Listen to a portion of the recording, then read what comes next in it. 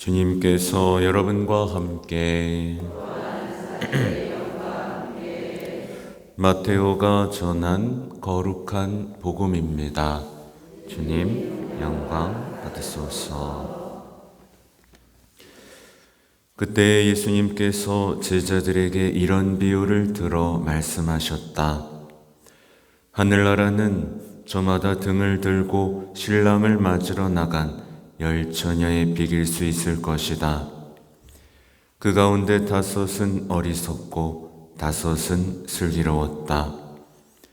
어리석은 처녀들은 등은 가지고 있었지만 기름은 가지고 있지 않았다. 그러나 슬기로운 처녀들은 등과 함께 기름도 그릇에 담아 가지고 있었다. 신랑이 늦어지자 처녀들은 모두 졸다가 잠이 들었다. 그런데 한밤중에 외치는 소리가 났다. 신랑이 온다. 신랑을 맞으러 나가라. 그러자 처녀들이 모두 일어나 저마다 등을 챙기는데 어리석은 처녀들이 슬기로운 처녀들에게 우리 등이 꺼져가니 너희 기름을 나누어 다오 하고 청하였다. 그러나 슬기로운 처녀들은 안 된다. 우리도 너희도 모자랄 터이니 차라리 상인들에게 가서 사라 하고 대답하였다. 그들이 기름을 사러 간 사이에 신랑이 왔다. 준비하고 있던 처녀들은 신랑과 함께 혼인잔치에 들어가고 문은 닫혔다. 나중에 나머지 처녀들이 와서 주인님, 주인님, 문을 열어주십시오 하고 청하였지만 그는 내가 진실로 너희에게 말한다. 나는 너희를 알지 못한다 하고 대답하였다.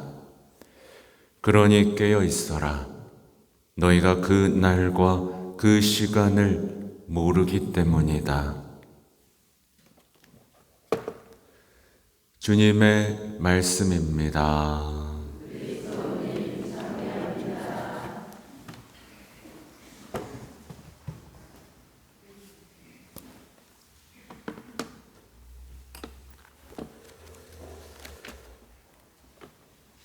참 예수님, 네, 오늘은 시작 때 말씀드렸지만 이제 먼저 세상을 떠난 이들을 기억합니다. 그래서 교황님의 행보를 보면 이제 전쟁으로 세상을 떠난 이들이 묻혀 있는 곳을 이렇게 가세요. 매년 가십니다. 작년은 이 묘지에서 미사를 하셨고 슬픔의 눈물을 많이 흘리시면서, 왜냐하면 이제 묘지를 이렇게 보니까 너무 젊은 나이 애들 다 가버린 거예요. 누군가의 소중한 가족이고 누군가의 둘도 없는 친구였던 이 젊은이들이 세상을 떠나는 모습을 보시며 교황님은 눈물을 흘리셨고, 또 전쟁은 누구도 승리할 수 없다. 전쟁은 모두에게 패배다. 평화를 말씀하셨습니다. 성모님이 계속해서 전쟁을 멈추도록 우리에게 요청하는 기도와 희생이 어떤 맥락인지 사실 우리는 알고 있어요. 그죠? 제가 이따가 좀 조사를 해왔거든요. 지금 전 세계에서 얼마나 많은 사람이 죽어나가고 있는지를 조사해 왔는데 아마 들으시면 깜짝 놀랄 거예요. 아무튼 오늘 우리는 일독서도, 제가 일부러 오늘 셋째 미사를 선택을 한 이유는 매년 첫째 미사만 봤기 때문에 한번 이제 같이 보자는 의미로 선택했는데, 보면 이제 일찍 삶을 마감한 사람들의 이야기가 일독서에 나오죠. 그리고 거기에 대한 설명들이 나옵니다. 주님의 사랑을 받았지만 악의 한가운데에서 너무나 짧게 삶을 마감한 이들에 대한 이야기들. 또 우리는 우리의 친구들, 부모님들 다 알고 있잖아요. 사실 따지고 보면 많은 선행을 하진 않았어요. 하지만 하나님의 자비에 맡겨드린 우리의 가족, 친구들.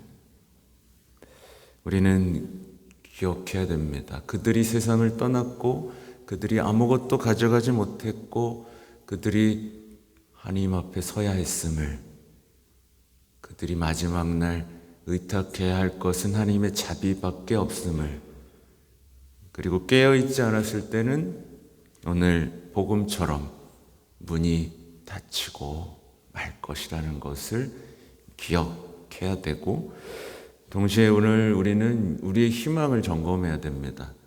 여러분 희망 있죠? 여러분의 희망은 뭐죠?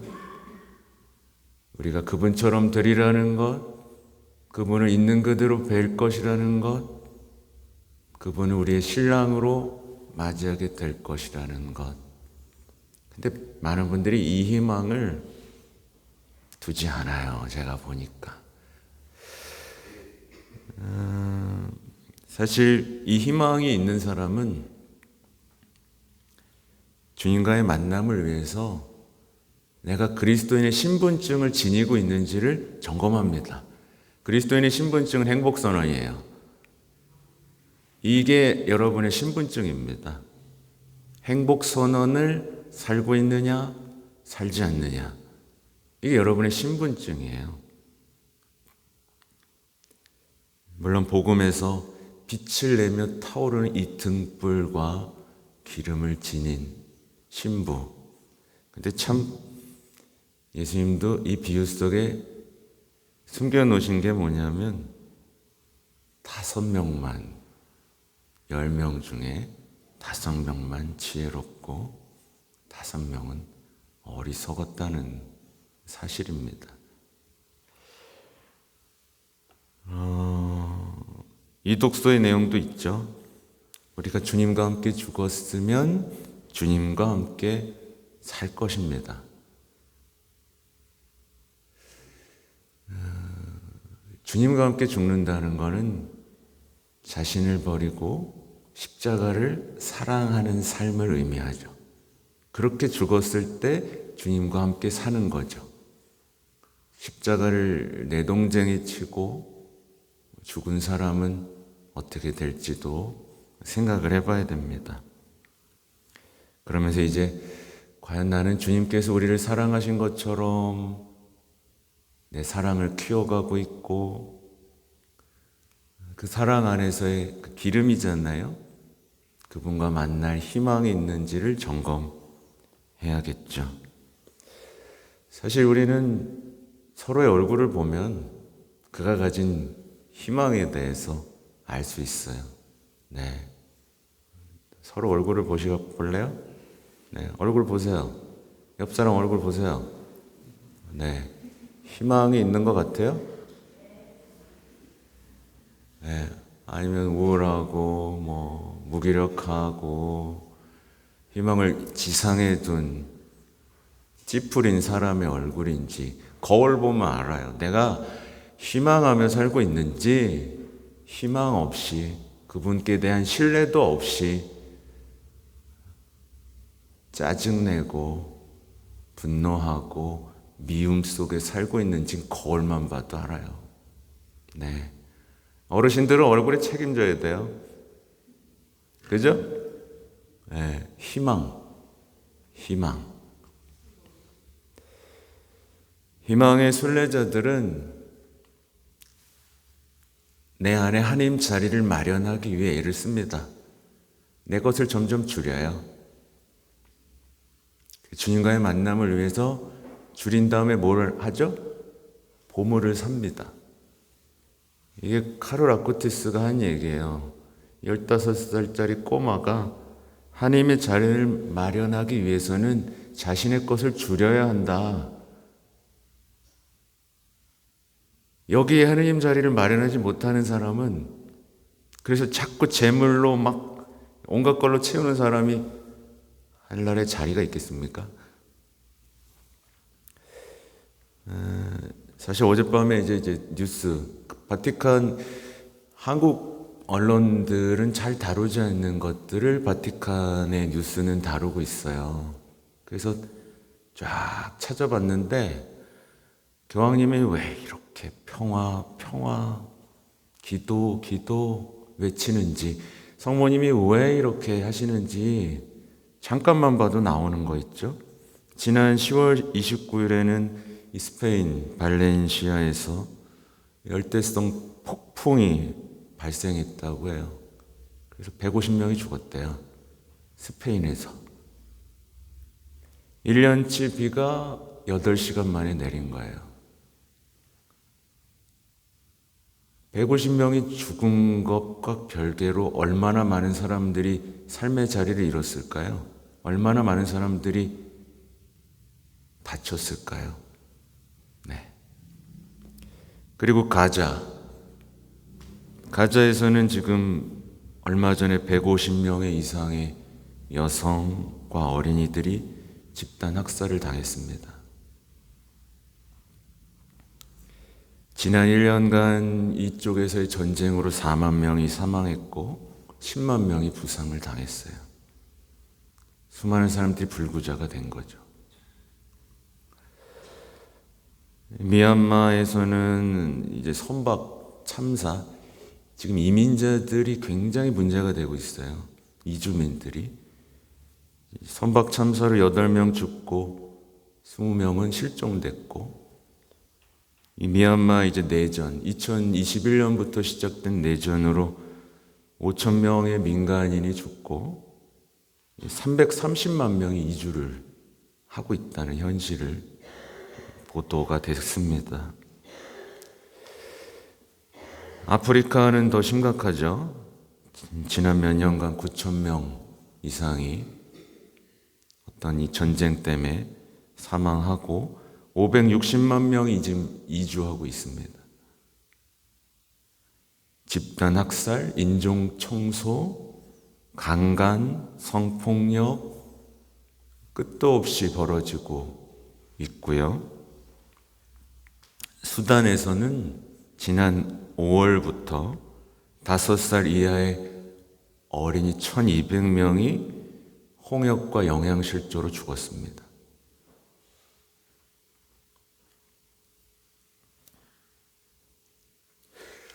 엄청난 거죠, 그죠? 네. 이 300만 명 이상의 어린이가 지금 이주하고 있고 1,900만 명의 어린이가 학교를 못 다니고 있습니다.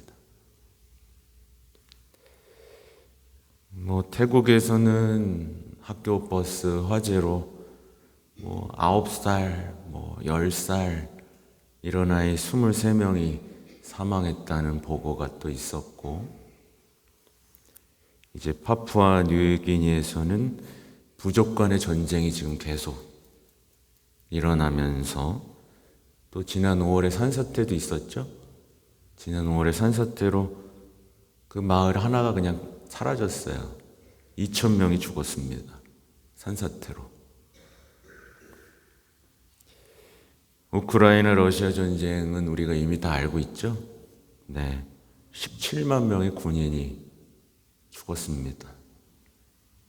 하루에 175명꼴로 죽은 거고, 누적 사상자를 합치면 러시아는 61만 명이고 우크라이나는 30만 명 이상이 죽거나 부상당하거나. 우리나라는 어떨까요? 우리나라 자살률 세계 1위죠. 2022년 통계로 1년에 12,000명이 죽었습니다. 자살로. 하루 평균 35명이 죽는 겁니다. 하루 평균 35명이 자살로 생을 마감하고 있고 2시간마다 3명이 죽고 있는 겁니다. 여러분 이거 들으니까 어때요? 예수님 마음이 어떨 것 같아요? 성모님의 성심이 어떨 것 같으세요?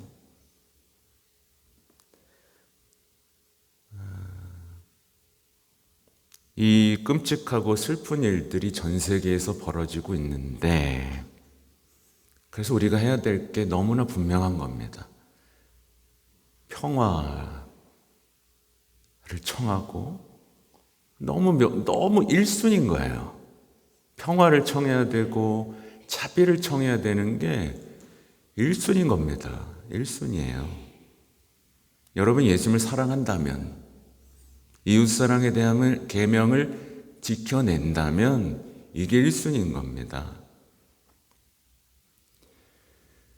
그리고 모두가 찾을 수 있는 이제 희망을 노래해야 되는 거죠. 희망. 다 희망이 없어서 쓰러지고 있죠. 눈앞에 보이는 모든 것들에 대한 좌절과 패배주의로 그리스도인들조차 쓰러지고 있는 거예요. 저는 이걸 보면서 어젯밤에 우리나라 있죠. 우리나라 이주민 때문에 문제가 됩니까? 전쟁 때문에 막 사람들이 죽어 나갑니까? 아니죠. 사람들 뭐 걱정하고 있죠? 내가 사는 주식, 내가 사는 땅, 아파트. 우리나라는 제가 볼 때 세계적으로 보면 복음 속 어떤 부자가 되고 있습니다. 고통, 극단적으로 말했을 때 힘들어할 이유가 없어요. 극단적으로 얘기했을 때. 그들이 겪는 그 수많은 아픔에 비하면 우린 너무 잘 먹고 잘 살고 있죠. 실제로. 더 편안하고 안정된 삶을 위해 사투를 벌이고 있습니다. 그죠? 어떤 부자가 어떻게 될 것 같으세요? 어떤 부자는 라자로에게 관심이 없었습니다. 관심이 없었어요.